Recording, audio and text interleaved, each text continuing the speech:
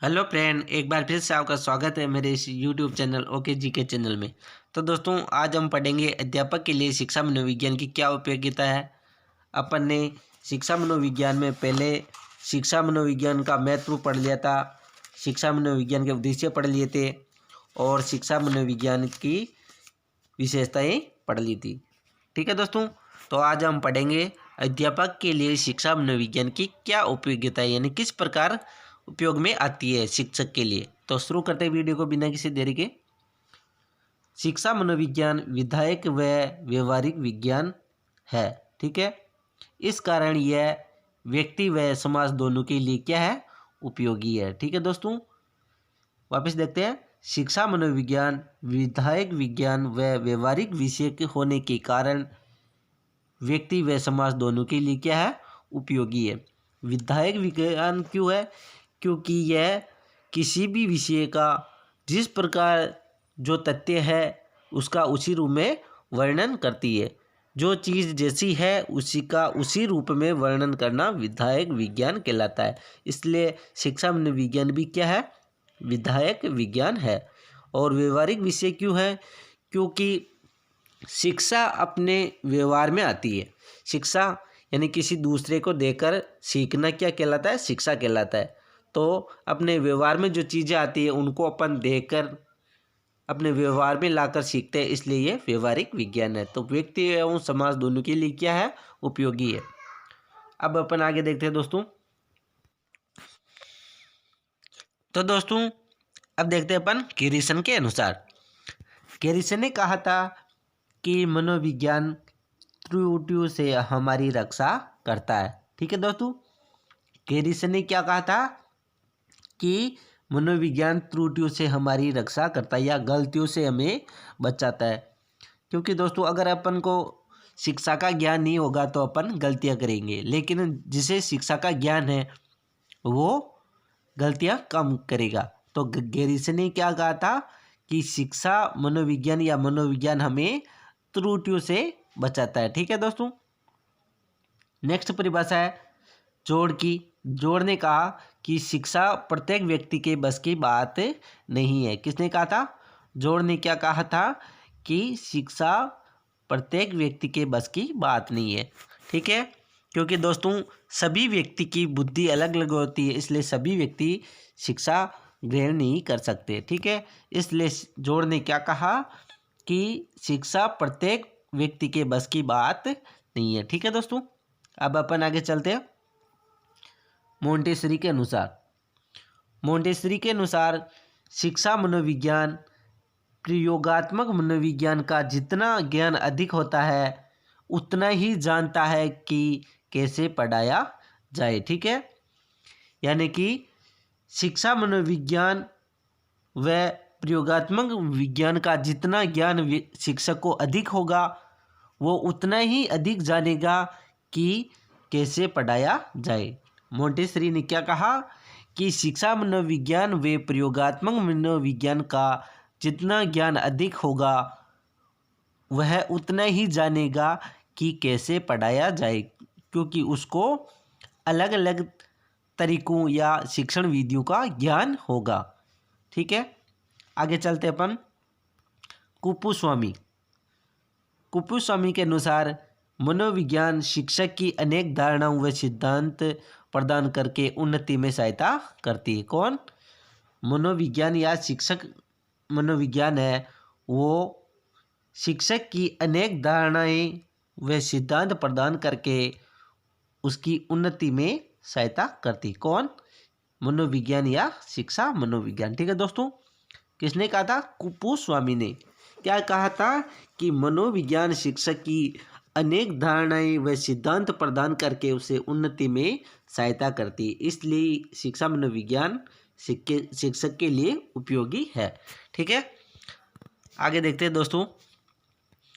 अब है विद्यार्थियों की दृष्टि से मनोविज्ञान या शिक्षा मनोविज्ञान की उपयोगिता, यानी कि शिक्षा मनोविज्ञान की विद्यार्थी के जीवन में क्या उपयोगिता है, यानी कि शिक्षा मनोविज्ञान छात्रों के लिए किस प्रकार उपयोगी है। तो देखते हैं दोस्तों।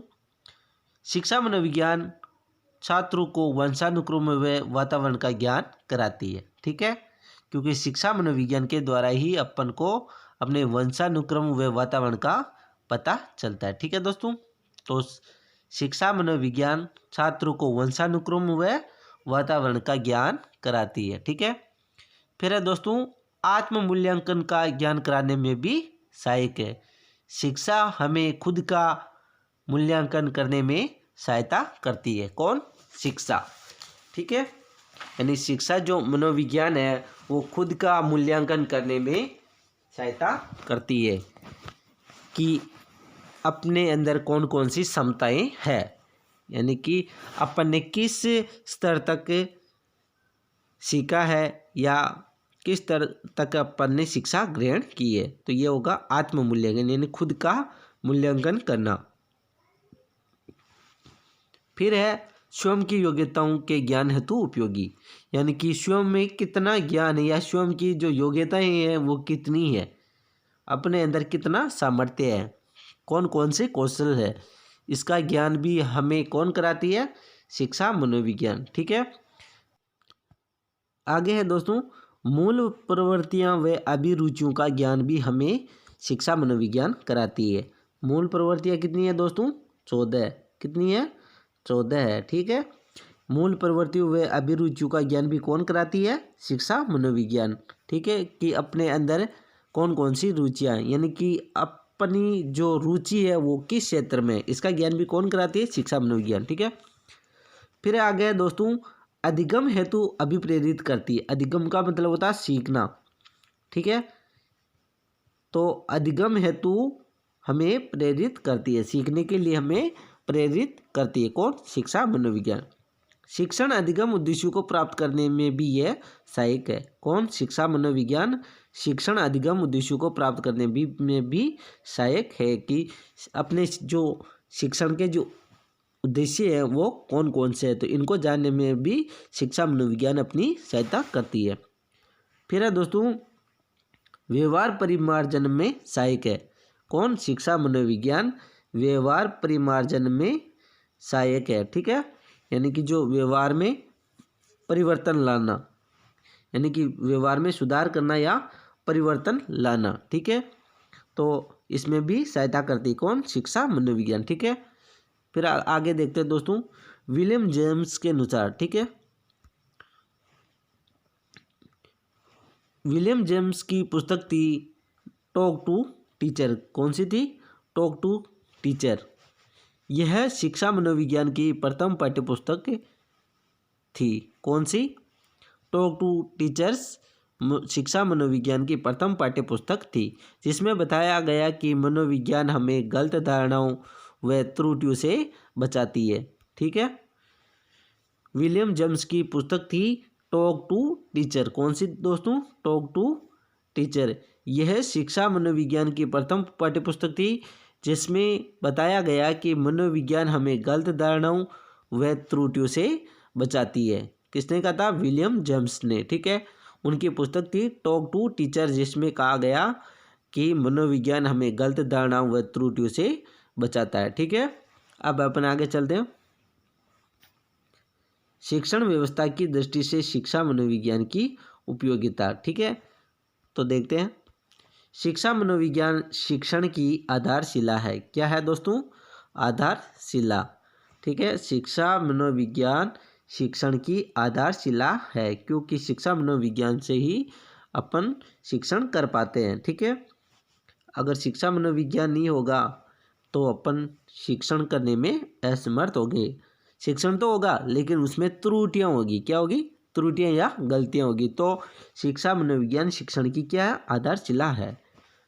शिक्षा मनोविज्ञान से हमें लक्ष्यों का ज्ञान होता है कि हमारा कौन सा लक्ष्य है। ठीक है दोस्तों, किस लक्ष्य को हम प्राप्त करना चाहते हैं, कौन सा हमारा लक्ष्य है जिसके लिए अपन शिक्षण कर रहे हैं।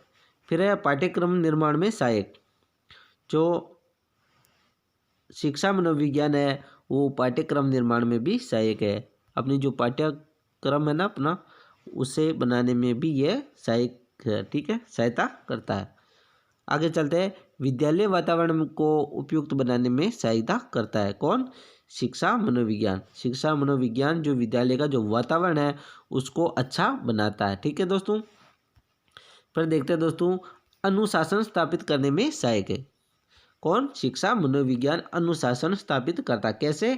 जैसे अपन को शिक्षा का ज्ञान है तो कोई टीचर हमें कह देगा कि कक्षा में शांति से बैठो, तो अगर अपन को अच्छे या बुरे का ज्ञान होगा तो अपन आराम से शांति से बैठ जाएंगे, अगर नहीं होगा तो नहीं बैठेंगे। इसलिए शिक्षा मनोविज्ञान क्या करता है?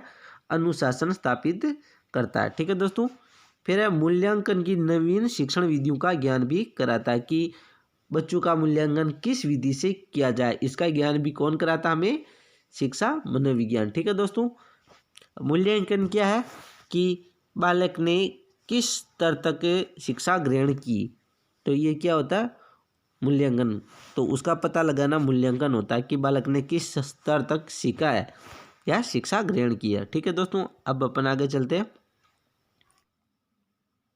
अब अपन पढ़ेंगे शिक्षा मनोविज्ञान व व्यवहार के अध्ययन की विधियाँ। ठीक है दोस्तों, तो जो पहला प्रकार है वो है निरीक्षणात्मक विधियाँ, जिसमें आती है अंतर्दर्शन विधि व बहिर्दर्शन विधि।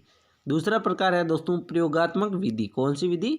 प्रयोगात्मक विधि, जिसमें आती है अध्यापक केंद्रित विधियाँ, जो अध्यापक केंद्रित रहती है।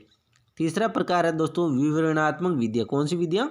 विवरणात्मक विधियाँ।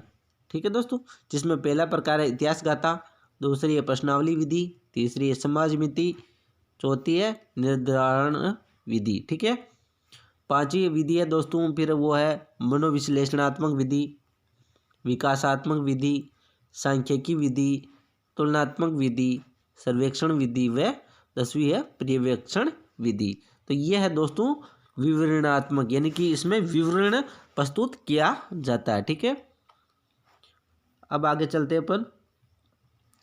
व्यवहार के अध्ययन की समस्त विधियाँ वस्तुनिष्ठ है, मात्र 6 विधियाँ आत्मनिष्ठ व व्यक्तिनिष्ठ है। ठीक है दोस्तों, जो व्यवहार के अध्ययन की जो विधियाँ है वो समस्त क्या है? वस्तुनिष्ठ है। ठीक है, क्या है? वस्तुनिष्ठ है। मात्र 6 विधियाँ ऐसी है जो आत्मनिष्ठ व व्यक्तिनिष्ठ है। कौन कौन सी है आत्मनिष्ठ व व्यक्तिनिष्ठ? आगे देखते हैं। पहली है अंतर्दर्शन, दूसरी है आत्मकथा, तीसरी है साक्षात्कार, चौथी है प्रश्नावली विधि, पांचवी है इतिहासगाथा व छठी है दोस्तों अनुसूची विधि। ठीक है, इन सभी विधियों को अपन एक एक करके विस्तार से पढ़ेंगे। तो वापस देखते हैं, इनको एक बार रिवाइज करते हैं दोस्तों। शिक्षा मनोविज्ञान में व्यवहार के अध्ययन की विधियाँ। पहला प्रकार है दोस्तों अंतर्दर्शन विधि, दूसरी है बहिर्दर्शन विधि। ठीक है, जो किसका प्रकार है? निरीक्षणात्मक विधियों का। ठीक है, दूसरी प्रकार की विधियाँ है प्रयोगात्मक विधि, जो अध्यापक केंद्रित होती है। ठीक है, और तीसरा प्रकार है जिसमें आती है विवरणात्मक विधियाँ, जिसमें विवरण प्रस्तुत किया जाता है। तो इसमें इतिहास गाथा, दूसरी है प्रश्नावली विधि, तीसरी होती है समाज मिति विधि, चौथी होती है निर्धारण विधि, पांचवी है मनोविश्लेषणात्मक विधि जो बहुत ही मोस्ट है, फिर छठी है विकासात्मक विधि, सातवीं सांख्यिकी विधि, आठवीं है तुलनात्मक विधि, नौवीं है सर्वेक्षण विधि और 10वीं है पर्यवेक्षण विधि। तो दोस्तों ये है विवरणात्मक विधियाँ। अब अपन आगे देखते हैं।